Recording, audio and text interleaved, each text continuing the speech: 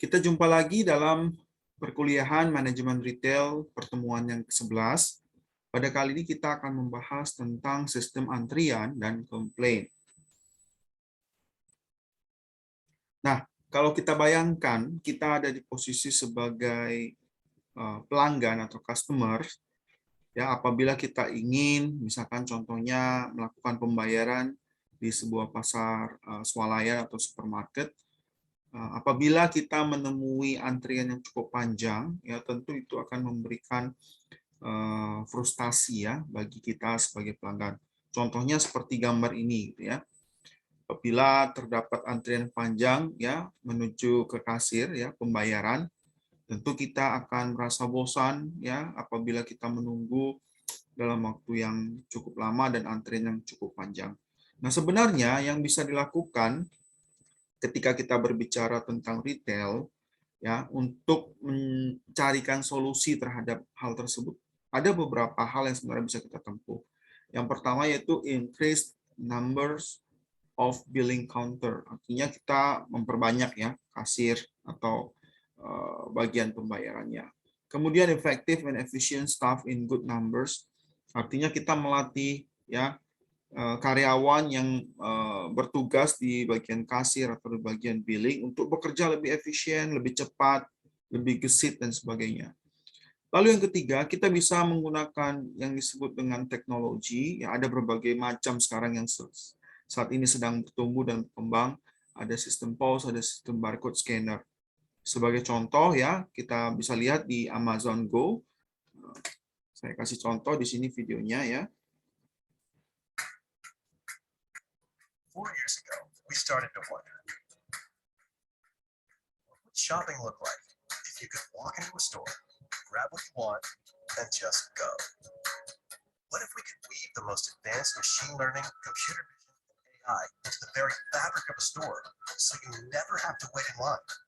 No lines, no checkouts, no registers. Welcome to Amazon Go. Use the Amazon Go app to enter. Then put away your phone and start shopping. It's really that simple. Take whatever you like. Anything you pick up is automatically added to your virtual cart. If you change your mind about that cupcake, just put it back. Our technology will update your virtual cart automatically. So, how does it work? We used computer vision, deep learning algorithms, and sensor fusion, much like you'd find in self-driving cars. We call it Just Walk Out technology. Once you've got everything you want, you can just go. When you leave, our Just Walk Out technology adds up your virtual cart and charges your Amazon account. Your receipt is sent straight to the app, and you can keep going. Amazon Go. No lines, no checkout. No, seriously.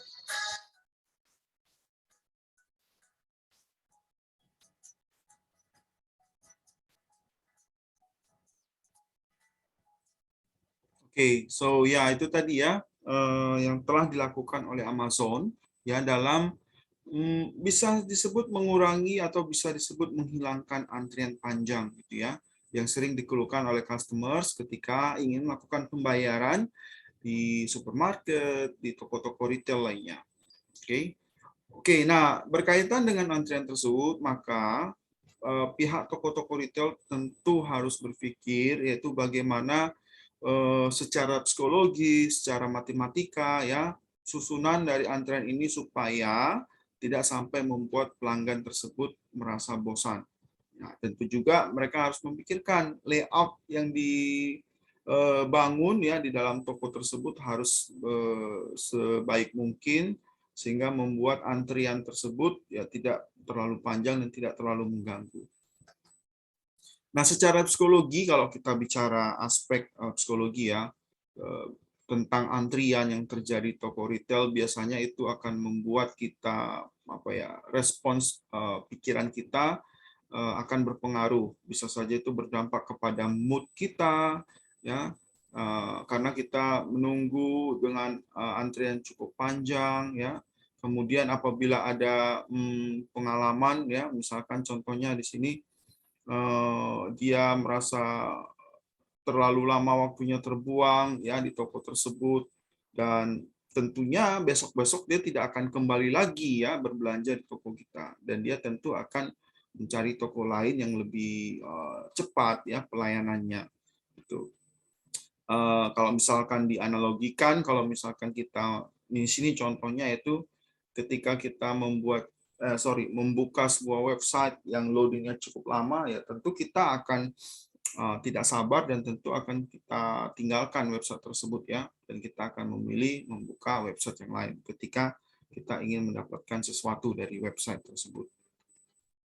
Jadi ketika kita berbicara tentang manajemen antrian ya, secara definisi itu dapat berarti ya the way that you control the flow of people within a queue and the measures ya you can take to make the wait time faster and less stressful for customers.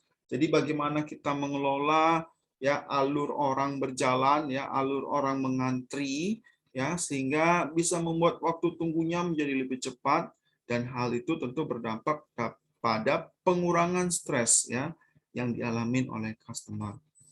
Berbicara tentang jenis-jenis antrian yang umumnya digunakan atau diterapkan, itu ada yang multi-line queue, ada yang single line queue ya. Kita lihat nanti definisinya. Tapi secara gambar tentu dapat kita perhatikan di sini yang multi-line itu ada beberapa counter dan ada beberapa kolom antrian ya.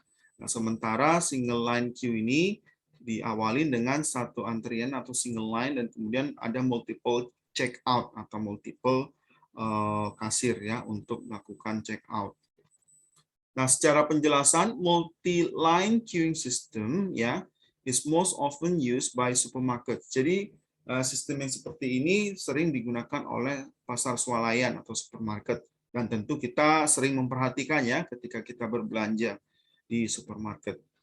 Where shoppers have to pick a lane and hope that it moves quickly ya, artinya para pengunjung atau yang berbelanja yaitu harus ya tergantung dia mau memilih di line yang mana ya, apakah line yang lebih sedikit atau line yang lebih banyak ya, ada banyak pilihan. Ketika dia memilih di line yang lebih sedikit ya tentu itu ekspektasinya akan menjadi lebih cepat ketika dia melakukan check out atau pembayaran di kasir tersebut. Kemudian yang single line queues are commonly used in all other areas of retail where there is only one queues for customers. Jadi cuma ada satu antrian ya, yang jalur antrian di mana customer harus menunggu gitu ya. To join and multiple check out. Jadi jalur antriannya satu tapi counter untuk check out-nya itu ada beberapa gitu ya. Which are designed to customers waiting in the queue on the first come first serve basis. Jadi siapa yang duluan ada di depan antrian, tentu dialah yang akan dilayani terlebih dahulu dari sisi check out-nya. Misalkan kalau kita pergi ke bandara ya, bandara atau airport bagian imigrasi, mereka menerapkan yang seperti ini. Jadi ada satu jalur antrian dan kemudian ada multiple check out gitu ya. Perceived wait times, apa yang dimaksud dengan perceived wait times ya? Jadi perceived wait times ini adalah persepsi kita ya yang sering dialami sebagai customer di waktu dia menunggu ya, menunggu sambil melakukan pembayaran. Nah, biasanya boredom ya, kebosanan itu when queuing increases the perceived wait time for customers. Ya, jadi kebosanan kita pada saat menunggu itu dipersepsikan biasanya akan meningkat selama kita menunggu ya. Businesses need to focus on perceived waiting times rather than actual times ya. Artinya begini.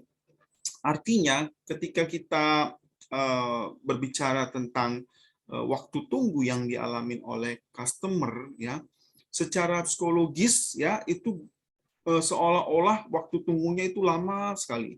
Nah, padahal secara aktualnya itu cuman rata-rata 5 sampai 10 menit. Tapi dalam arti persepsi ya di sisi customer seolah-olah itu bisa saja lebih dari 10 menit. Nah, inilah yang harus ditanggulangin atau diselesaikan atau dicarikan solusinya oleh retailer ya, supaya perceived wait times itu tidak lebih lama dari apa yang sebetulnya actual yang terjadi. Ya, ini secara psikologis kita berbicara ya.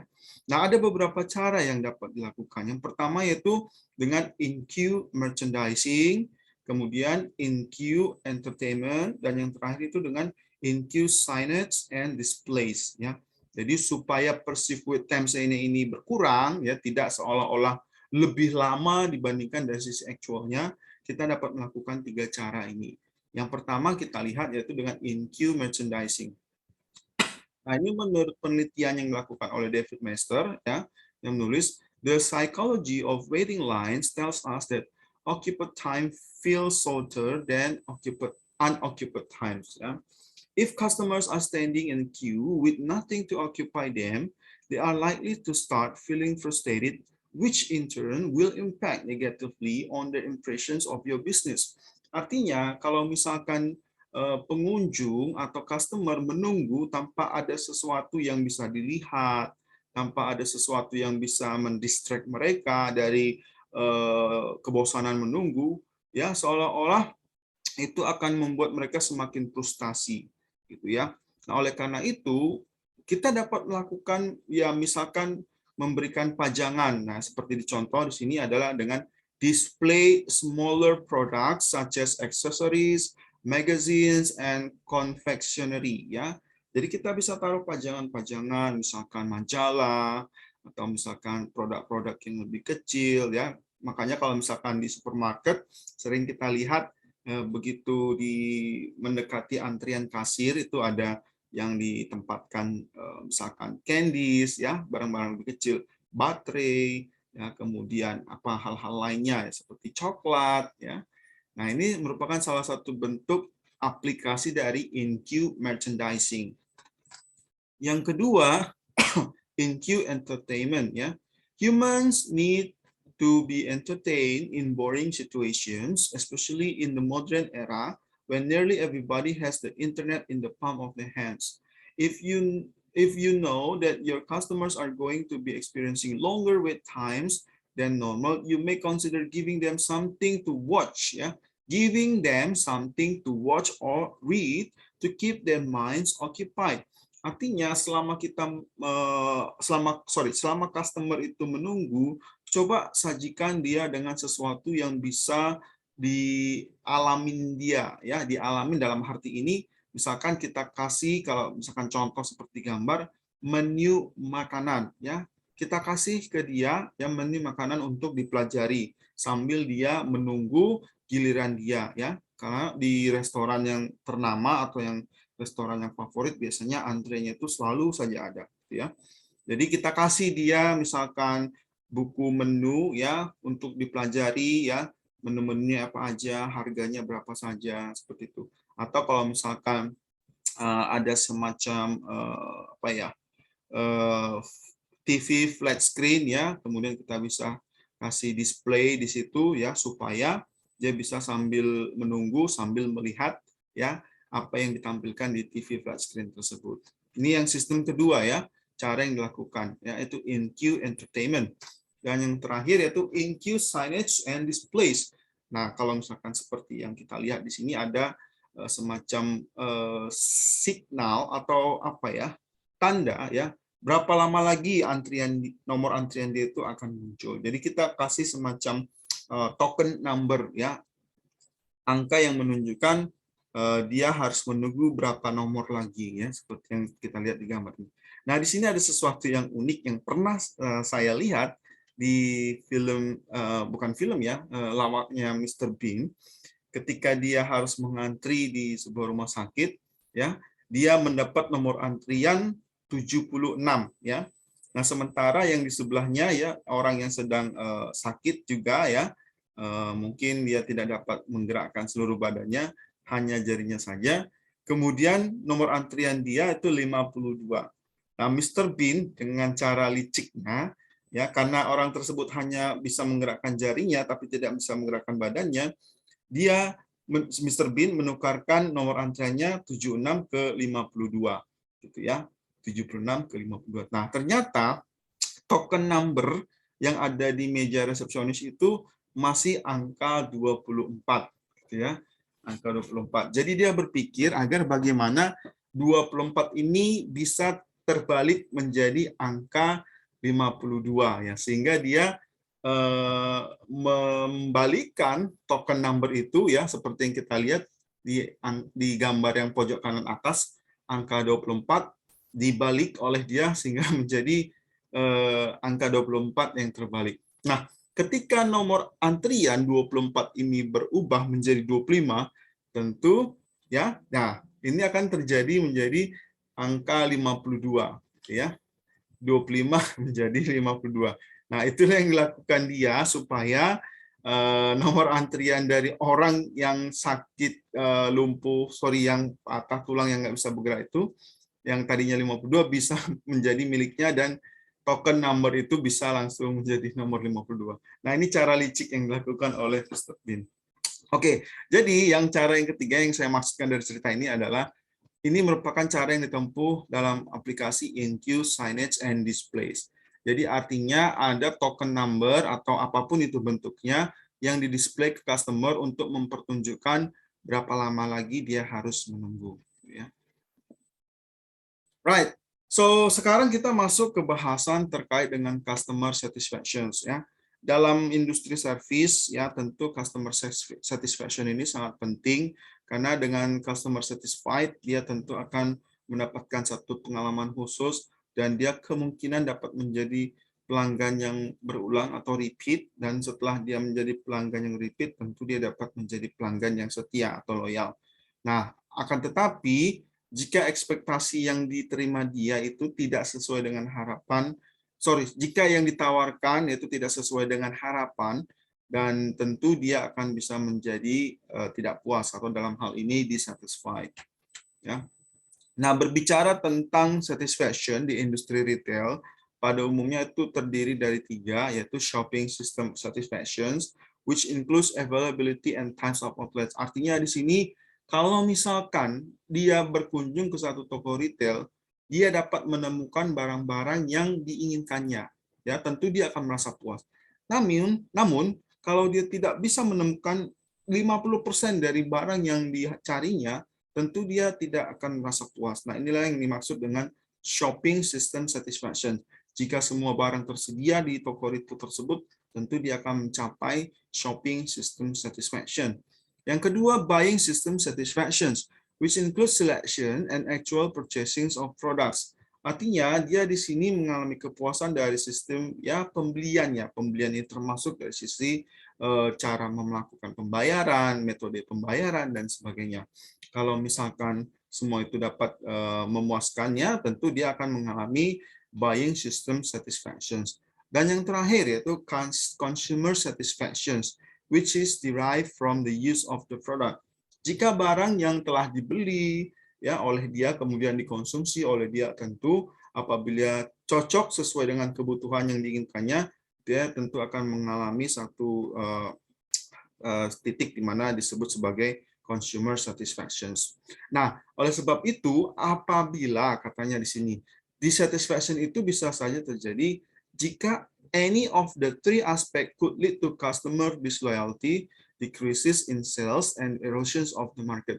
Apabila satu dari ketiga ini tidak terpenuhi bagi diri pribadi tentu itu bisa mengarah kepada customer disloyalty, ketidaksetiaan artinya dia tentu tidak akan kembali lagi ke toko retail kita untuk melakukan pembelian. Dampaknya tentu akan mengurangi penjualan decrease in sales and erosions of the market share. Market share kita akan semakin kurang. Nah, oleh karena itu dissatisfaction ini ini bisa most consumers do not complain. Ini bisa disikapin oleh pelanggan dengan berbagai sikap Ada yang bersikap benar-benar komplain, ada yang sikap tidak usah komplain, yang penting tidak usah datang lagi ke toko tersebut They just shop everywhere Mereka memilih belanja di toko yang lain gitu. So pertanyaannya adalah kenapa? Why don't shoppers complain more? Ada beberapa alasan yang menyebabkannya. Yang pertama, most people feel complaining produces little or no positive result, so they do not bother to complain. Artinya ketika mereka komplain tidak akan ada perubahan yang dilakukan atau yang di di pihak dari penyedia jasa. Jadi tidak ada gunanya komplain, ya. Complaining is not easy, ya. Komplain tidak mudah. Consumers have to find the party to whom they should complain. Access to that party may be restricted and written forms may have to be complicated. Caranya, ya, kita bicara, kita mau komplain, tapi ketika kita bingung caranya gimana dan kita berasumsi bahwa tentu ini akan sangat complicated, ribet, dan tidak tahu siapa yang dihubungin, sehingga kita memutuskan tidak usah komplain. Ya, mendingan kita seperti yang poin kedua, just shop elsewhere. Ya, langsung belanja atau mencari toko lain gitu ya. Jadi inilah yang mengakibatkan orang atau customer itu tidak mau komplain. Pertama itu karena prosedurnya ribet, tidak tahu kemana. Kemudian yang kedua, meskipun sudah komplain, kemungkinan hasilnya tidak terlalu signifikan ada perubahan. Oke, nah consumers loyalty. Ketika kita berbicara customer complaint, kenapa customer itu tidak melakukan komplain?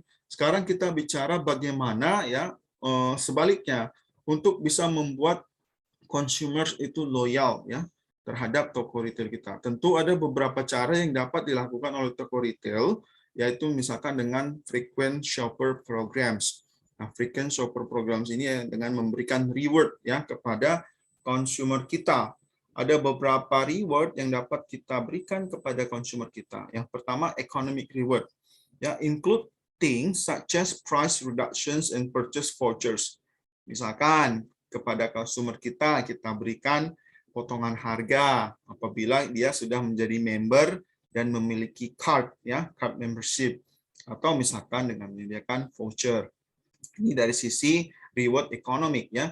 Dari sisi hedonistic rewards ya, hedonist ya, include things such as points that can be exaggerated for spa services or participations in games or sweepstakes. Artinya kalau misalkan customer loyal kita itu kita kasih semacam apa ya, hadiah-hadiah, misalkan layanan untuk pergi ke spa atau ikut satu games ya, pertandingan, misalkan kalau di US itu softball atau Super Bowl atau NBA dan sebagainya.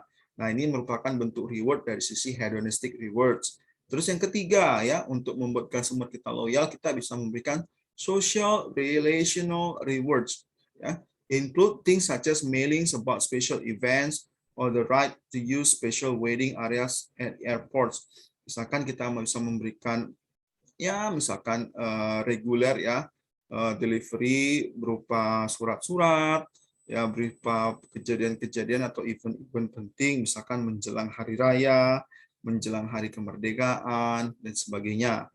Nah, ini yang disebut sebagai social relational rewards. Ada juga informational rewards ya, include things such as personalized beauty advice or information about new goods or services. Nah, misalkan kita memberikan informasi khusus kepada customer kita tentang produk atau layanan khusus ya, atau misalkan di sini katanya personalized beauty advice ya, layanan advice ya kecantikan secara personalized ya. Nah, tentu ini bisa terjadi ya mungkin pada kaum hawa atau kaum perempuan gitu ya. Ini berbicara tentang informational rewards. Dan yang terakhir itu functional rewards, include things such as access to priority checkout counters or home delivery. Misalkan kalau kita ingin menjadikan customer itu menjadi customer loyal dan mereka telah menjadi customer loyal, ya kita memberikan akses kepada mereka secara prioritas gitu ya terhadap checkout points-nya gitu ya ketika mereka ingin melakukan checkout. Nah, jadi ini merupakan cara-cara rewards yang bisa kita lakukan untuk bisa membuat customer kita itu loyal ya. Ada economics, ada hedonistic, social relational, informational, and functional rewards. Oke. Nah, yang terakhir ya, ketika mereka komplain, apa yang dapat kita lakukan sebagai penyedia jasa ya retail, tentu ada beberapa step. Yang pertama kita lakukan yaitu fokus on consumer concerns ya. Jadi setiap karyawan yang ditempatkan di garda depan yaitu harus bisa fokus ya, harus memperhatikan ya dari sisi apa yang dirasakan oleh pelanggan kita. Nah, di sini katanya employees must view customer complaints as concerns. Jadi harus betul-betul diperhatikan ya karyawan yang berada di garda depan. This will shift a negative situations into one that is positive, helpful, and productive. Jadi kita cukup mendengar saja, kita tidak usah berargumen dengan pelanggan yang sedang komplain ya. Jadi tekankan bahwa kita harus berpikir dari sisi apa yang dirasakan oleh consumers ketika mereka komplain. Ya, kita harus betul-betul concern terhadap apa yang dirasakan oleh mereka. Nah, yang kedua, empower frontline employees. Ya, you can often prevent consumers from becoming upset if you empower frontline employees to make reasonable on the spot decision. Artinya, ya kita harus bisa melatih and empower, ya memberdayakan karyawan yang di garda depan itu untuk bisa bertindak dengan cepat, ya mengambil keputusan yang tepat on the spot decision. Apa yang harus dilakukan, yang tentunya jangan sampai melukai hati dari konsumen yang sedang komplain. Nah, jadi kita harus bisa melakukan tindakan cepat. Ya tentunya tindakan cepat ini ya berdasarkan pengalaman yang sering sudah dialaminya, ya yang bisa membuat konsumen tersebut senang. Ya misalkan contohnya kalau kita mendapatkan komplain dari konsumer akibat sesuatu hal, maka kita langsung cepat ambil keputusan ya. Misalkan kita langsung menghubungi pihak terkait ya, pihak terkait tersebut langsung segera datang ya, kemudian bisa langsung menyelesaikan komplain dari customer yang komplain terhadap bagian kasir gitu ya. Jadi on the spot decision. Nah, yang ketiga, show that you are listening. Nah, ini bagian dari yang sebelum-sebelumnya ya. Kita harus selalu mendengar.